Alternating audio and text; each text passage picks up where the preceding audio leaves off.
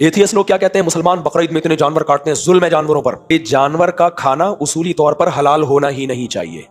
جیسے کہ ایتھیس لوگ جو ہے نا، جو ویجیٹیرین ہے، ایتھیس نہیں، ویجیٹیرین بولتے ہیں کہ جتنا ہمیں زندہ رہنے کا حق ہے اتنا ہی جانوروں کو بھی زندہ رہنے کا حق ہے. آپ کس بیس پہ ان کو قتل کر کے کھا رہے ہو؟ آپ آلو پیاز ٹماٹر کھاؤ نا.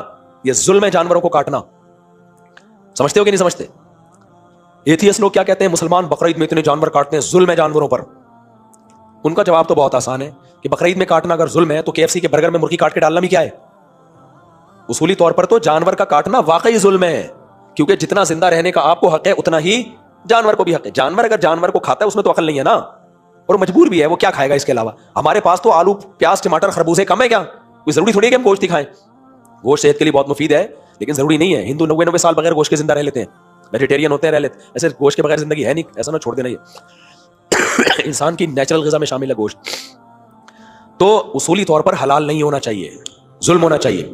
لیکن مسلمان اللہ کا نام لے کے جانور کے گلے پہ چھری چلاتا ہے، یہ ثابت کرتا ہے کہ اللہ نے اس کو میرے لیے مسخر کیا ہے، میرے لیے خود سے اس کا کاٹنا ٹھیک نہیں ہے، کیونکہ یہ بھی مخلوق ہے، میں بھی کیا ہوں؟ مخلوق. میں کس بیس پہ اس کو کاٹ رہا ہوں بھائی؟ وہ کہے گا نہیں یار تم اپنے فائدے کے لیے اپنے بھائی کو قتل کرو تو جرم ہے، گائے کو کاٹو تو یہ بھی تو ظلم ہونا چاہیے نا. لیکن ہمیں گائے پر کوئی ملکیت حاصل نہیں ہے، لیکن اللہ کو ہے.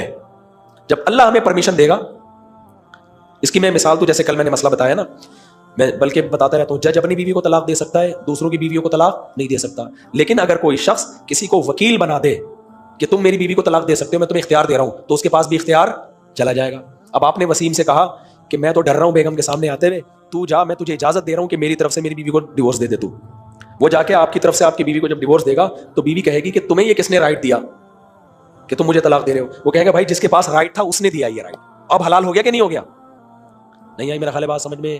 تو اسی طرح ہم جب گائے کو کاٹتے ہیں، گائے بزبان حال ہم سے پوچھتی ہے تمہیں یہ کس نے رائٹ دیا کہ میں اچھی بھلی لائف کو انجوائے کر رہی ہوں؟ بکرا کہتا ہے ابھی میری جوانی کے دن آئے تھے، ابھی تم کمبخت 10 سال گرل فرینڈوں کے ساتھ گھومتے ہو، پھر جا کے شادیاں کرتے ہو اور وہ بھی 4 کھینچ رہے ہوتے ہو.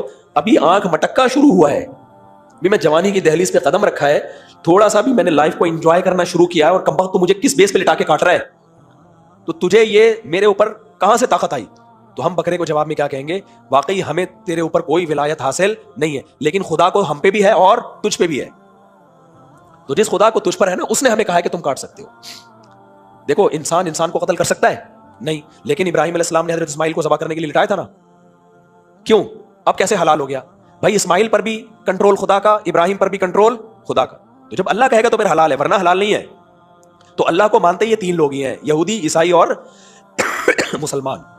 باقی اللہ کو مانتے کہاں ہیں؟ تو اس نے کہا یہ 3 جو مجھے مانتے ہیں ان کو تو رائٹ ہے کہ ذبح کریں اور کھا جائیں. اس کے علاوہ جب کوئی کاٹے گا تو کس بیس پہ کاٹ رہا ہے؟ ٹھیک ہے نا، کس بیس پہ کاٹ رہا ہے؟ کاٹے گا تو نہیں کھاؤ گے اس کو. کھوپڑی شریف میں بات آ رہی ہے کہ نہیں آ رہی ہے؟ اسی طرح اللہ فرماتے ہیں درندہ کسی جانور کو اگر کھا لے. میں جب مسائی قوم میں گیا نا، وہاں ادھر تنزانیہ کے جنگلوں میں، وہ کیا کرتے ہیں، شیر کھاتا ہے نا کسی ہرن کو پکڑ کے، شکار کرے گا شیر اور پٹخ کے کھال ادھیڑ رہا ہوگا تو ڈنڈے لے کے جائیں گے، شیر کو مار کے بھگا دیں گے، لے آئیں گے. آپ کو اللہ کی قسم اٹھا کے کہوں کہ یہ چیز انسانوں پہ سوٹ بولو نہیں کرتی، واقعی نہیں کرنا. عجیب سی وحشت ہوتی ہے یار، یہ کیا کر رہے ہو یار، جانور کے منہ سے نوالا چھین رہے ہو. ہاں ذبح کر دو تو پھر موت کا سبب کون بنائے؟ آپ بنے ہو. تو اللہ کہتے ہیں درندہ جو کھائے گا اس نے مارا ہے نا، تو اب تمہارے لیے وہ جانور حلال نہیں ہے. یہ بھی انسانیت کی توہین ہے.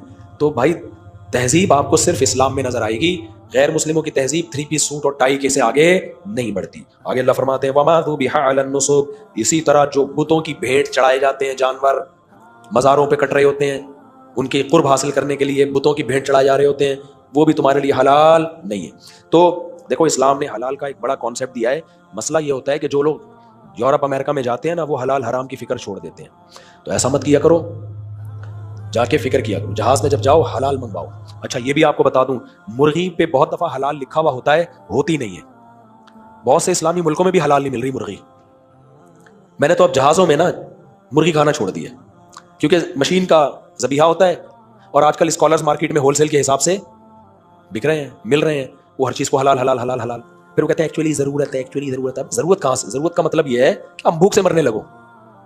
گھسی ہوئی چیزیں کھانے کی، مچھلی کھا لو آنکھ بند کر کے جہاں بھی ملتی ہے، ٹھیک ہے نا. اور اسلامی ملکوں میں، اچھا پاکستان میں بہت خاندانی حلال ملتا ہے، ایسا حلال چکن جو یہاں پر ہے نا گوشت، یہ دنیا میں نہیں ہے کہیں. سعودی عرب میں بھی بہت، وہاں کے لوکل کمپنیوں کا تو بالکل حلال ہے، باہر کے آنے والے کا پتہ نہیں ہے. میں سعودی ایئر لائن میں بھی جب جاتا ہوں، مرغی کھانے سے میں احتیاط کرتا ہوں. میں نہیں کہہ رہا حرام ہے، مجھے تحقیق نہیں ہے، لیکن میرا دل نہیں مانتا. ہو سکتا ہے جو آپ تحقیق کریں تو ثابت ہو جائے کہ وہ حلال ہے، لیکن برازیل سے پتہ نہیں کہاں سے چکن آ رہا ہے، کوئی بھروسہ نہیں ہے. ہاں آپ سعودی ایئر لائن میں، ایمریٹس ایئر لائن میں جائیں، بکرے کا یا گائے کا گوشت منگوا لیں، وہ حلال ہوتا ہے، کیونکہ وہ مشینی ہوتا نہیں ہے نا.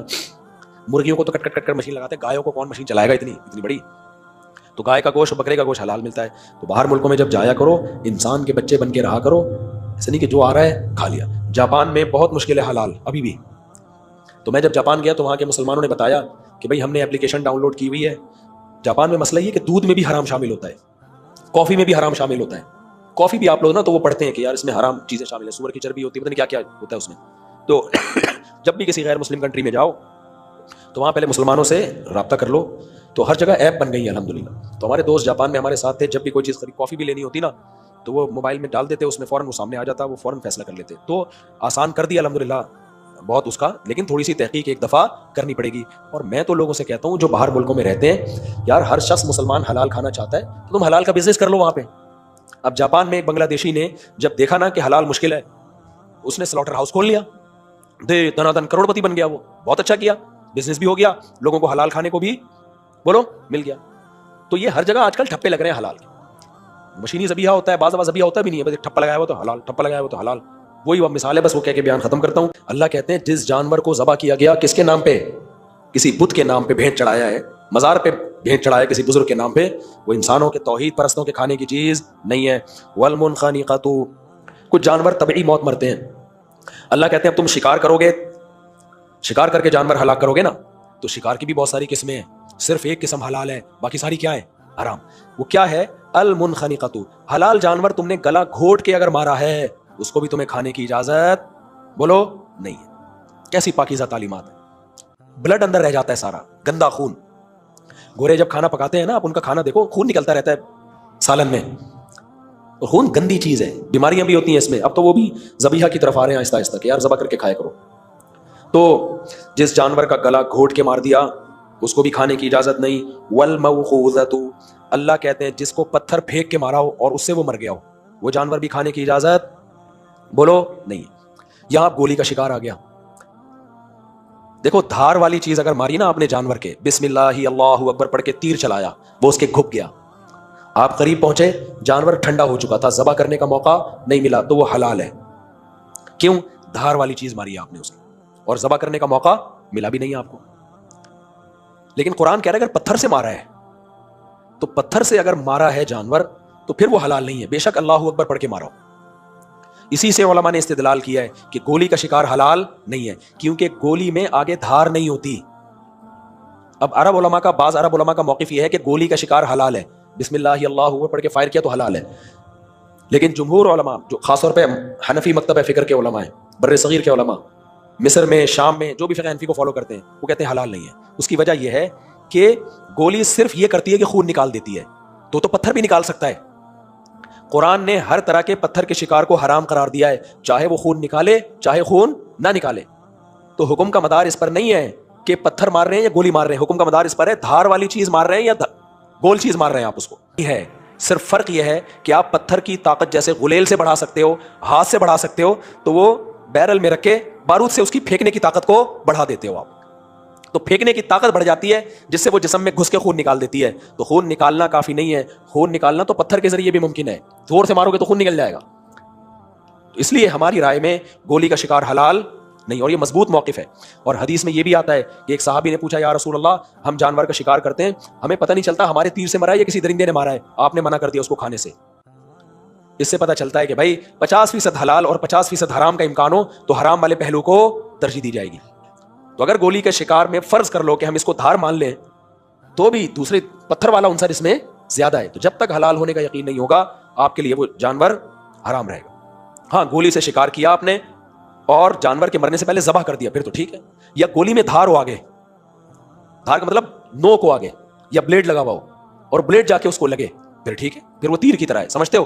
لیکن کلاشن کوف کی گولی ہو گئی یا 32 بور کی گولی، ان میں دھار نہیں ہوتی، یہ پھینکنے کی قوت سے اندر جا کے گھستی ہیں، تو اس کو اللہ نے موقوزہ کہہ دیا ہے۔ موقوزہ جو پتھر کی طاقت سے جانور ہلاک ہوتا ہے، وہ بھی آپ کے لیے حلال نہیں۔ اور اس میں دیکھو جانور کو بھی سہولت دی جا رہی ہے۔ اگر اسلام یہ پتھر کی طاقت والے جانوروں کو حلال کر دیتا، لوگ پٹخ پٹخ کے مار رہے ہوتے جانوروں کو۔ اسلحہ تو اب جادو ہے، آپ یوٹیوب پہ سرچ کر لیں، میں نے خود دیکھا ہے، آپ بھی دیکھ لیں، بعض علاقوں میں کیا ہو رہا ہے، ہندوستان میں بعض غیر مسلم کیا کر رہے ہیں، کسی جانور کو جب کھانا ہے نا تو سر پہ کھینچ کے ڈنڈا مار رہے ہیں اس کے۔ تو یہ بھی موقوزہ میں داخل ہے، ڈنڈا ہو یا پتھر ہو ایک ہی ہے۔ اس جانور کے لیے بھی جب ہم ذبح کرتے ہیں نا جانور کو، یا دھار والی چیز جاتی ہے، اس میں جانور کو تکلیف کم ہوتی ہے اور بلڈ زیادہ نکلتا ہے، بلڈ جلدی نکلنے سے جانور ٹھنڈا جلدی ہو جاتا ہے، تو اس میں جانور پہ بھی رحم ہے اور انسان کو بھی اخلاقیات سکھائی جا رہی ہیں۔ سمجھتے ہو کہ نہیں سمجھتے؟ تو یہ تیسری قسم ہو گئی۔ والمتردیۃ، اللہ کہتے ہیں کوئی جانور بلندی سے گر کے ہلاک ہو جائے، اس کو بھی کھانے کی اجازت نہیں ہے۔ شکار کا ایک طریقہ یہ بھی ہو سکتا تھا نا کہ آپ ہرن کو اوپر لیتے لیتے لیتے ایسی جگہ لے گئے جہاں وہ پھسل کے نیچے گر گیا، خون تو اس میں بھی نکلے گا، لیکن وہ حلال نہیں ہے۔ والنطیحۃ، اسی طرح ایک جانور نے دوسرے جانور کو سینگ مار کے ہلاک کر دیا۔ اب سینگ میں دھار ہوتی ہے بہت دفعہ، لیکن وہ دھار آپ استعمال نہیں کر رہے، وہ کون استعمال کر رہا ہے؟ جانور۔ یہ ایک اشکال ہو سکتا تھا کہ اللہ اس کا مطلب دھار ہونی چاہیے، تو اللہ نے کہا نہیں، دھار والی چیز ہو اور تمہارا ہاتھ ہو اور تم نے بسم اللہ اللہ اکبر پڑھنا ہے، کسی اور جانور نے مار دیا۔ اسی وجہ سے علماء کا موقف یہ ہے، بر صغیر کے علماء کا، کہ مشینی ذبیحہ حلال بولو نہیں ہے۔ ایک ہی صورت حلال ہونے کی بچ جاتی ہے کہ آپ نے جانور کو پکڑنا ہے، گلے پہ آپ نے چھری چلانی ہے۔ اور ویسے بھی دیکھو اس میں اسلام نے انسان کی بھی ویلیو ہے کہ خود چھری چلائے، خود سے کہیں چھری گر کے چل گئی حلال نہیں ہے۔ اس کی دلیل کیا ہے؟ آگے آیتوں میں آ رہا ہے کہ یہود و نصارہ کا ذبح کردہ تمہارے لیے حلال ہے، ہندو کا ذبح کردہ ہمارے لیے حلال نہیں ہے۔ تو اس میں مذہب کی بھی قید لگائی ہے، مذہب کی قید کہ مسلم ہونا چاہیے ذبح کرنے والا، یا عیسائی ہونا چاہیے، یا یہودی ہونا چاہیے، کیونکہ یہ سیم ہے۔ یہودی عیسائیوں کا جرم کم درجے کا ہے، آسمانی کتابوں کی طرف منسوب ہے وہ۔ اب مشین جو ہے جس سے ذبح کر رہے ہوتے ہیں مرغیاں لاکھوں، یہ یہودی ہوتی ہیں یا عیسائی ہوتی ہیں؟